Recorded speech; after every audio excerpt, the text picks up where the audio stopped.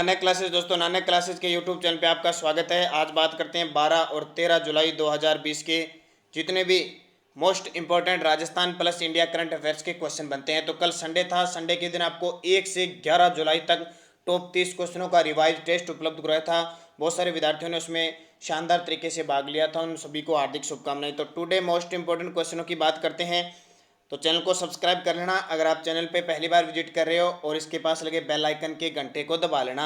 Video को like और share करना, और 1000 लाइक का टारगेट हम रखते हैं, जो जल्दी ही हमारा पूरा होगा आपके सहयोग। तो शुरुआत इस सेशन की पहला क्वेश्चन देखिए, बहुत इंपॉर्टेंट। 12 जुलाई को राजस्थान के किस जिले का स्थापना दिवस बनाया जाता है? 12 जुलाई को किस जिले का स्थापना दिवस मनाया जाता है? तो वो जिला है हनुमानगढ़ जिला।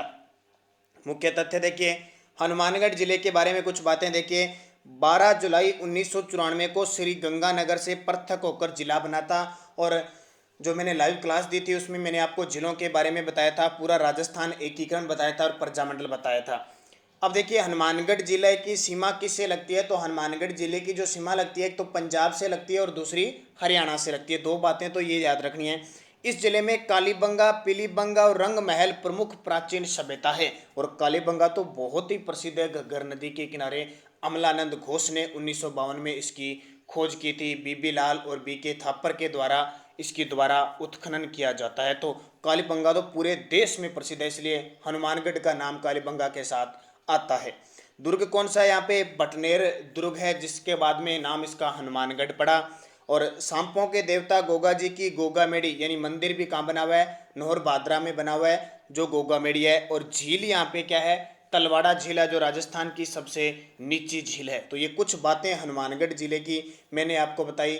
अब आपको क्या बताना है? हनुमानगढ़ जिले का वन्य जीव शुभंकर आपको बताना है, क्योंकि इतनी बातें मैं बता चुका हूँ, तो वन्य जीव शुभंकर आपको बताना जाहिर बात होती है। तो जल्दी से बता दीजिए। और आज सुबह 9 बजे आपको लाइव क्लास में राजस्थान एकीकरण और प्रजामंडल के पिछले साल 2010 से 2019 में आए हुए सब क्वेश्चनों का टेस्ट मिलेगा।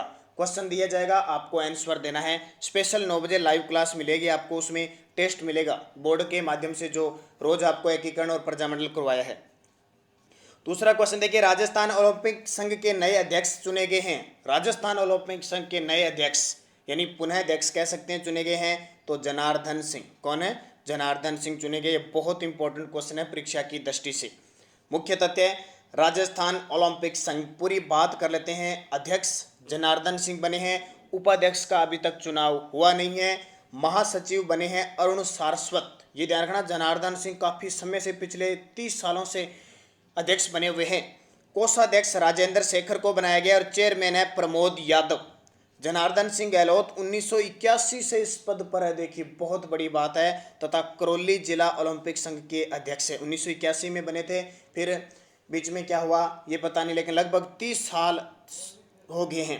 तो राजस्थान ओलंपिक संघ की जो कार्यकारिणी है वो 2020 से 24 तक के लिए चुनी गई है। इसमें इंपॉर्टेंट जो क्वेश्चन बनेगा, एक तो जनार्दन सिंह का बनेगा, उसके बाद में अगर बनेगा तो महासचिव अरुण सारस्वत बनेगा। और ये कहाँ के हैं?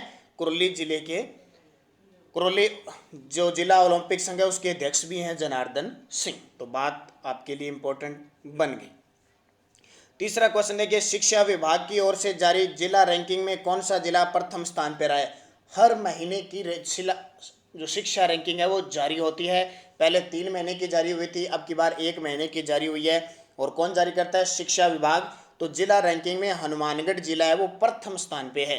प्रथम स्थान पे हनुमानगढ़, दूसरा जयपुर, तीसरा सीकर और चौथा श्री गंगानगर है। तो हनुमानगढ़ के बारे में मैं आपको पूरी चर्चा बता चुका हूँ। इंपॉर्टेंट 12 जुलाई 1994 को इसकी क्या हुई थी? स्थापना हुई थी।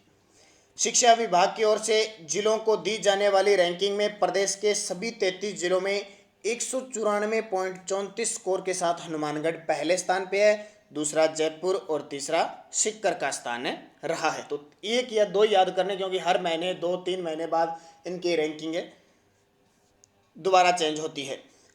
चौथा क्वेश्चन देखिए, जनसंख्या दिवस पर राज्य स्तरीय परिवार कल्याण प्रोत्साहन पुरस्कार में संस्थागत पुरस्कार में, संस्थागत जो पुरस्कार है उसमें कौन सा जिला प्रथम स्थान पे रहा है?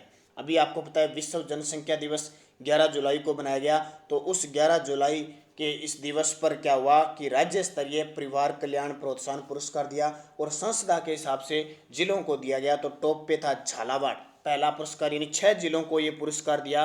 प्रथम झालावाड़ को, दूसरा अजमेर को, तीसरा भीलवाड़ा को और चौथा हनुमानगढ़ को। तो आज इस वीडियो में 3 बार हम हनुमानगढ़ की बात कर चुके हैं।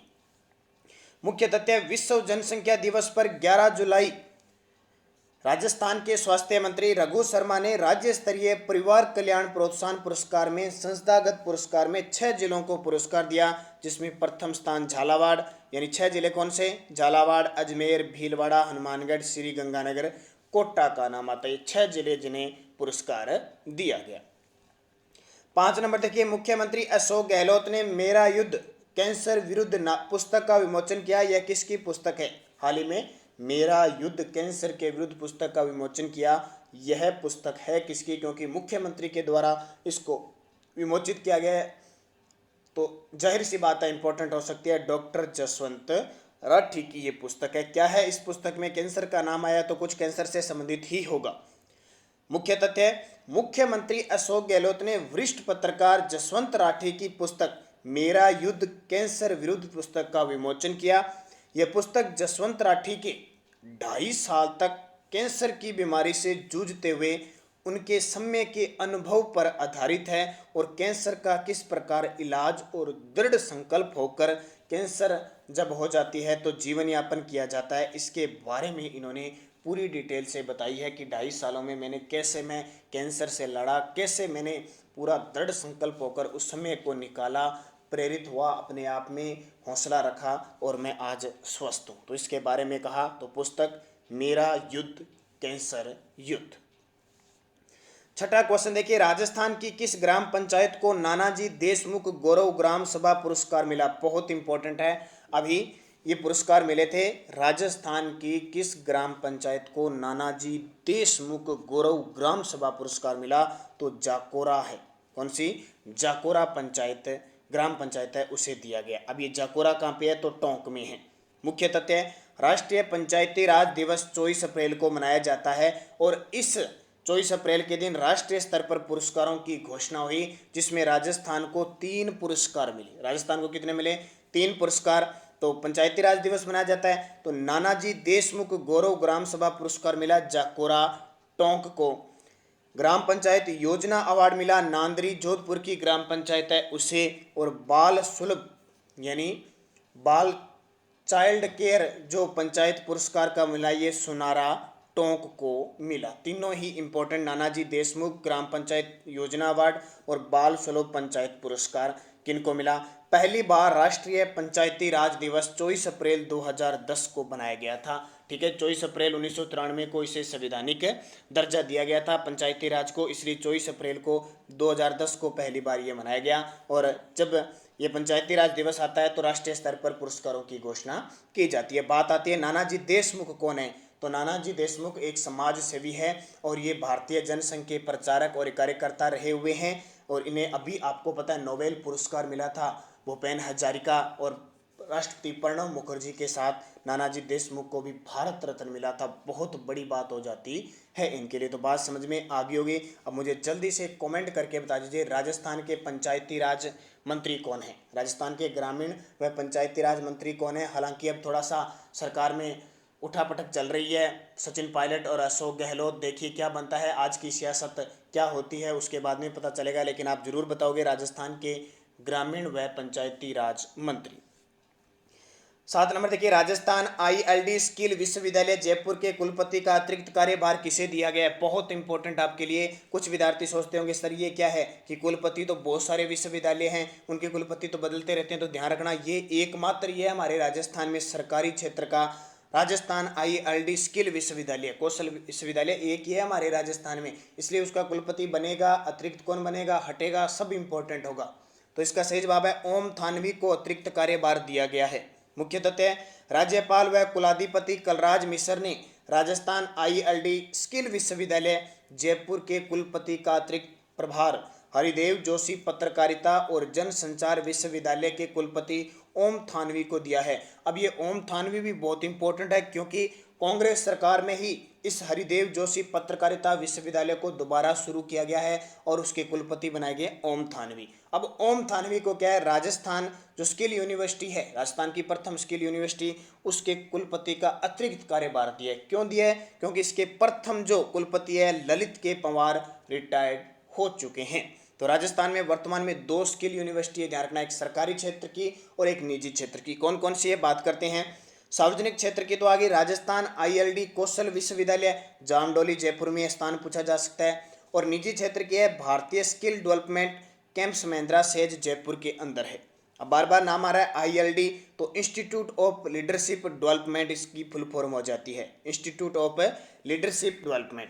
तो पहले ललित के पंवार थे, इसलिए इंपॉर्टेंट बनता है, हट गए, उनकी जगह ओम थानवी को अतिरिक्त कार्यभार दिया गया है।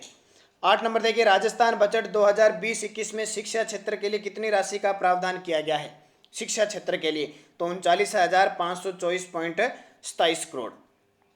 शिक्षा के लिए बजट 39,524.27 करोड़। ध्यान रखना, कई बार सीधा एग्जाम में डाटा पूछ लेता है। राज्य में क्या क्या शिक्षा के लिए काम किए जाएंगे। अंग्रेजी माध्यम राजकीय विद्यालयों में एक महात्मा गांधी राजकीय विद्यालय की स्थापना होगी, ध्यान रखना, जिला स्तर पर। शनिवार के दिन नो बैग डे घोषित किया गया, यह भी आपको पता है, लेकिन उसके बाद से अभी तक विद्यालय नहीं लगा। आगामी 3 वर्षों में 66 कस्तूरबा गांधी आवासीय विद्यालय स्थापित होंगे। कंप्यूटर शिक्षा केंद्र का गठन किया जाएगा ताकि राज्य में कंप्यूटर में तकनीकी शिक्षा को बढ़ावा दे सके। तो बहुत सारे विद्यार्थी पूछ रहे हैं कि सर कंप्यूटर की वैकेंसी आएगी, तो अगर इस शिक्षा को बढ़ावा दिया जाता है, गठन बनाकर स्कूलों में कंप्यूटर शिक्षा प्रणाली लागू की जाती है, तो जाहिर सी बात है कंप्यूटर टीचरों की भर्ती आएगी, अगर नहीं की जाती है तो नहीं आएगी, ध्यान रखना।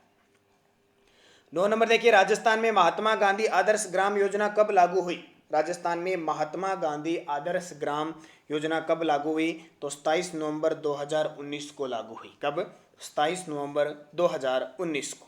मुख्य तथ्य, राष्ट्रपिता महात्मा गांधी की 150वीं जयंती के आधार पर 27 नवंबर 2019 को महात्मा गांधी आदर्श ग्राम योजना लागू हुई है। योजना के अनुसार प्रत्येक जिले के एक गांव का चयन कर गांधीवादी मूल्यों के अनुसार उसका विकास किया जाएगा। जो गांधीवादी मूल्य थे, गांधी जी के विचार थे, सोच थी, उस आधार पर हर जिले के एक गांव का चयन किया जाएगा। तो योजना कौन सी होगी? महात्मा गांधी आदर्श ग्राम योजना, 27 नवंबर 2019। अब आपके लिए एक क्वेश्चन है छोटा सा। महात्मा गांधी ने कांग्रेस के सम्मेलन हुए थे, एकमात्र कांग्रेस सम्मेलन में अध्यक्षता की थी, वो कौन सा था? मुझे कमेंट करके बताओगे, और कब वो कांग्रेस का सम्मेलन हुआ था। बात समझ में? कांग्रेस के सम्मेलन हुआ करते थे, उसमें महात्मा गांधी ने एकमात्र कांग्रेस सम्मेलन में अध्यक्षता की थी। कब की थी मुझे जरूर कमेंट करके बताओगे आप। 10 नंबर, विश्व जनसंख्या दिवस कब मनाया जाता है, तो 11 जुलाई को मनाया जाता है। इसकी थीम आपको याद रखनी है, 2020 की थीम कोविड-19 की रोकथाम, महिलाओं और लड़कियों के स्वास्थ्य और अधिकारों की सुरक्षा कैसे हो, बहुत important. How to safeguard the health and right to women and girls now, तो ये थीम याद रख लेना। और विश्व जनसंख्या दिवस 11 जुलाई को। 11 नंबर देखिए, हॉकी इंडिया के अध्यक्ष मोहम्मद मुश्ताक अहमद के इस्तीफे के बाद कार्यवाहक अध्यक्ष का पद किसे सौंपा गया है। मोहम्मद मुश्ताक अहमद ने इस्तीफा दे दिया, तो ज्ञानेंद्रो निगोम्बाम को ये सौंपा गया है। तो ज्ञानेंद्रो निगोम्बाम पहले वरिष्ठ उपाध्यक्ष पद पर थे, अब इन्हें कार्यवाहक अध्यक्ष बनाया गया है। तो मुझे 2 भारत के हॉकी खिलाड़ियों के नाम बताने हैं आपको, भारत के 2 प्रसिद्ध हॉकी खिलाड़ियों के नाम, एक महिला में बताना है, एक पुरुष में, कमेंट करके बता देना। अब पिछले वीडियो का क्वेश्चन क्या था, राजस्थान के किस जिले में सबसे बड़ा अल्ट्रा मेगा सोलर पार्क विकसित किया जाएगा, तो जैसलमेर में। बहुत सारे विद्यार्थियों ने बड़े शानदार तरीके से जवाब दिए, उन सभी को हार्दिक शुभकामनाएं। और एक क्वेश्चन, निम्न में से कौन सा नृत्य कालबेलिया जाति का नहीं है, तो मावलिया नहीं है। मैंने आपको जब नृत्य करवाए थे तो एक सूत्र बताया था, सांप बाई, बस याद रख लेना। कालबेलिया जाति क्या सांप पालती है, सांप रखती है, तो सांप बाई बन गया, बस उनमें से कौन है, सांप बाई। देखो, संक्रिया, पणिहारी, बागड़िया, इंडोनी, बस ये क्वेश्चन एग्जाम में आता ही आता है, कौन सा कालबेलिया जाति का नहीं है। अब वीडियो के लास्ट में एक क्वेश्चन, एनसीआर में शामिल करने हेतु राज्य का तीसरा शहर प्रस्तावित है। ये क्वेश्चन तो आपके दिमाग में आ ही गया होगा, भूलोगे नहीं, बहुत बार इसको चर्चा हो चुकी है। एनसीआर राष्ट्रीय राजधानी क्षेत्र में शामिल करने हेतु राज्य का तीसरा कौन सा शहर प्रस्तावित है, और 2 कौन कौन से शामिल हुए हैं वो भी मुझे कमेंट करके बताओगे। और एक क्वेश्चन, कृष्णा दिवस का संबंध किस प्रजा मंडल से है। कृष्णा दिवस का संबंध किस प्रजामंडल से है? आज आपको 9 बजे की लाइव क्लास में राजस्थान एकीकरण और प्रजामंडल के जितने भी 2010 से 2019 तक आए हुए क्वेश्चन हैं उनका टेस्ट होगा। बोर्ड पे स्पेशल आपको क्वेश्चन मिलेगा, आपको आंसर कमेंट में देते देने और मैं आपके कमेंट में जवाब पढ़ते जाऊंगा। तो कोटा, मारवाड़, जयपुर, भरतपुर सही जवाब देना है। किस प्रजामंडल से संबंधित है और उस प्रजामंडल की स्थापना किसने की थी और कब की थी, जरूर कमेंट करके बताओगे। तो इसकी पीडीएफ आपको टेलीग्राम पर नानक क्लासेज स्टडी अड्डा पर हर रोज प्राप्त हो जाती है और उसके अलावा वहाँ पे बहुत सारे आपको क्वेश्चन भी राजस्थान जीके के प्राप्त होते हैं ताकि आपकी तैयारी को चार चांद लग सके। तो मेहनत कीजिए, जुड़े रहिए, लाइक शेयर करते रहिए। अब देखिए 1000 टारगेट हम लाइक का रखते हैं तो आपके लाइक 300 से 400 नहीं हो पाते, तो जितने विद्यार्थी 3 से 4000 देखते हो आप सारे लाइक कर दिया करो। आपका जाता क्या है तो लाइक जरूर किया करो ताकि बढ़िया से बढ़िया आपको करंट अफेयर्स उपलब्ध करवाए जाए। तो धन्यवाद, जय हिंद, जय भारत।